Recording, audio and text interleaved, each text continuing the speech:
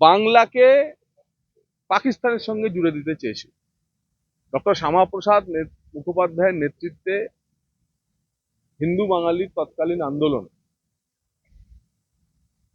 বাংলাকে ভাগ করে পশ্চিমবঙ্গকে ভারতের সঙ্গে রাখতে সমর্থ হয়, এবং এ নিয়ে তৎকালীন আইন পরিষদ, তখন বিধানসভা বলা হতো না, কনস্টিটিউয়েন্ট অ্যাসেম্বলি, সেই কনস্টিটিউয়েন্ট অ্যাসেম্বলিতে 20 জুন 1947 সালে ভোটাভুটি।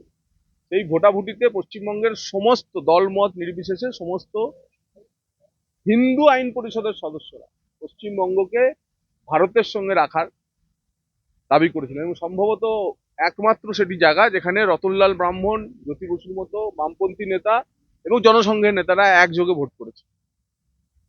তারপরেতে পশ্চিমবঙ্গ ভারতের অঙ্গীভূত হয়। যদি পশ্চিমবঙ্গের জন্মদিন পালন করতে হয়, আইন সিদ্ধভাবে পশ্চিমবঙ্গের জন্মদিন 1947 সালের 20 জুন। ভারতীয় জনতা পার্টির সরকার প্রতিষ্ঠা হওয়ার পর ডক্টর মুখোপাধ্যায়, শ্যামাপ্রসাদ মুখোপাধ্যায়, যিনি আরামবাগের কনফারেন্স থেকে এই প্রস্তাব পাশ করে পরবর্তীকালে আন্দোলন গড়ে তুলেছিলেন, আরামবাগের মাটিতেই দাঁড়িয়ে প্রধানমন্ত্রী শ্রী নরেন্দ্র মোদীজির উপস্থিতিতে পশ্চিমবঙ্গের যে আসল জন্মদিন, সেই আসল জন্মদিন পালন করা শুরু করছে।